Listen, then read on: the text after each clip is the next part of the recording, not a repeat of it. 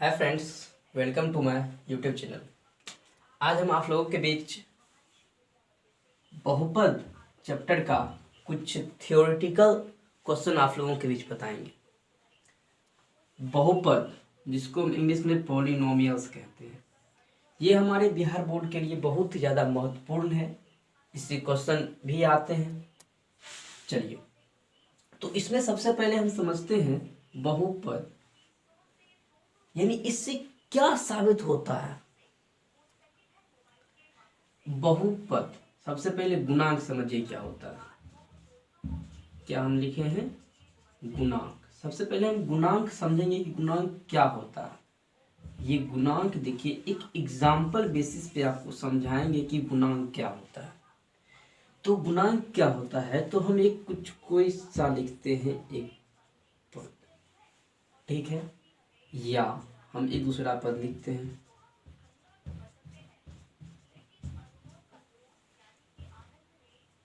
Four, ठीक है। अब इसमें अगर कोई क्वेश्चन कर दिया कि एक्स स्क्वायर का गुणांक क्या होगा।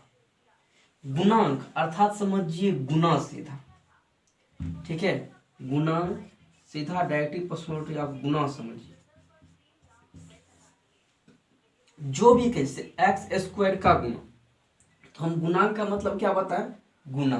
तो देखिए, एक्स स्क्वायर किससे गुना है? 3 से। तो हम कह सकते हैं कि एक्स स्क्वायर का गुणांक क्या है? 3 है। ये आपको ऑब्जेक्टिव के लिए बहुत ही इंपॉर्टेंट है, ऑब्जेक्टिव में पूछा भी जाता है। इसी टाइप से आप इसमें देखिए, इसमें आप लोग स्वतः बताइएगा। इसमें अगर कोई पूछ दे, कोई भी पूछ दे कि एक्स का गुणांक क्या होगा। अब देखिए, इसमें एक्स का गुणांक कर रहा है। गुणांक मतलब यहाँ गुना, एक्स किससे है? 2 से गुना है, तो एक्स का गुणांक क्या हो जाएगा? 2। ठीक है, इतना समझ गए आप लोग। ये समझने के बाद दूसरी बात आप चले जाते हैं घात पे। चलिए, सॉरी, घात समझने से पहले चर और अचर को समझिए। चर क्या होता है, अचर क्या होता है। अब चर क्या होता है? जो चलता, क्या लिखे हैं? जो चलता हो। अचर क्या हो लिखे हैं? लिखेंगे हम जो नहीं चलता हो।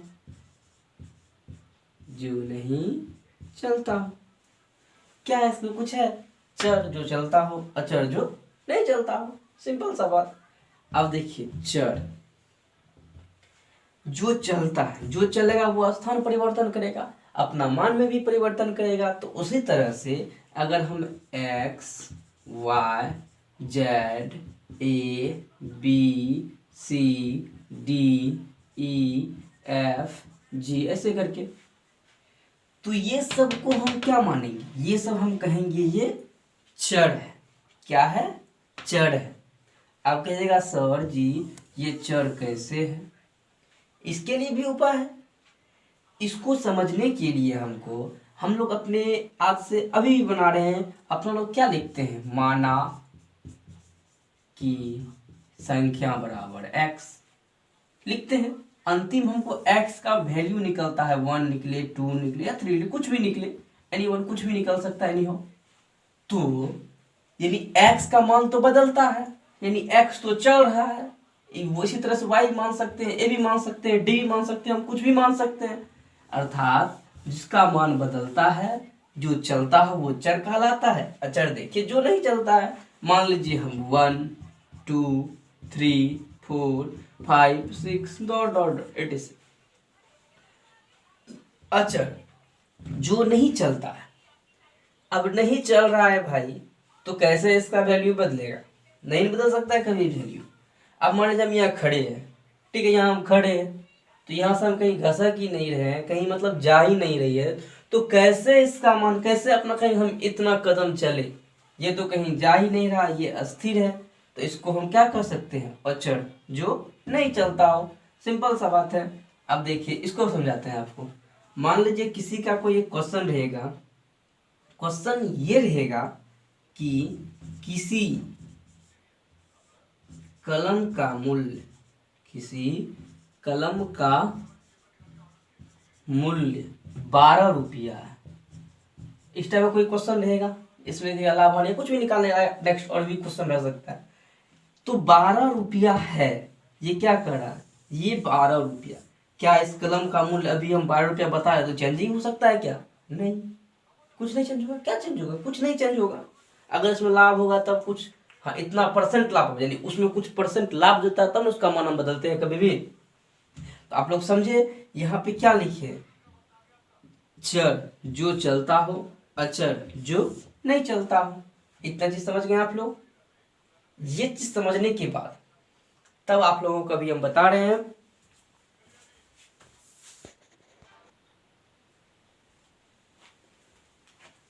अब देखिए अब हम चलते हैं बहुपद पे। ठीक है, बहुपद को हम क्या कर सकते हैं, बहुपद को हम किस तरह से परिभाषित कर सकते हैं? हम कह सकते हैं जब किसी बीजीय व्यंजक, जब कोई भी बीजीय व्यंजक, जब किसी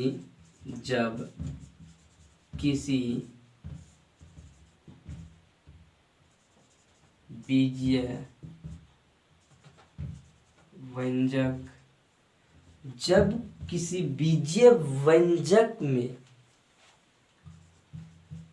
व्यंजक में उपस्थित चर का घात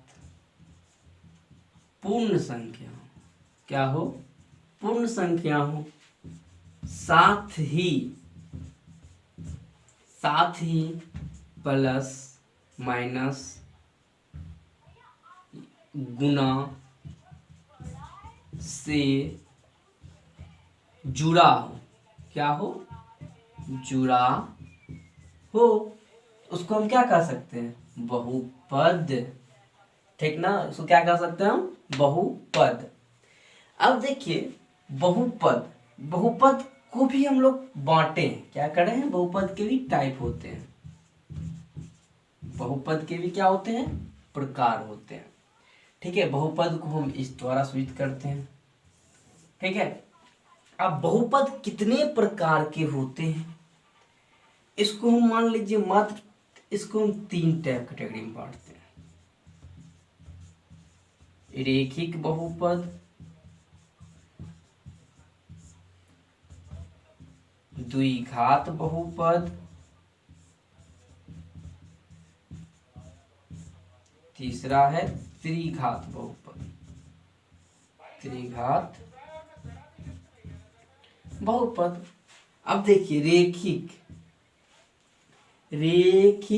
अर्थात रेखा जिसपे केवल एक ही रेखा हो, एक ही घात हो, रेखिक बहुपद। अब देखिए जिस पर एक घात, तो रेखिक बहुपद का क्या हो जाएगा परिभाषा? जिस पर घात केवल एक हो। ठीक है, द्विघात बहुपद, जिस पर घात 2 हो, अर्थात घात 2 वाले को द्विघात बहुपद कहते हैं। त्रिघात बहुपद, जिस पर घात 3 हो उसको कहेंगे त्रिघात बहुपद।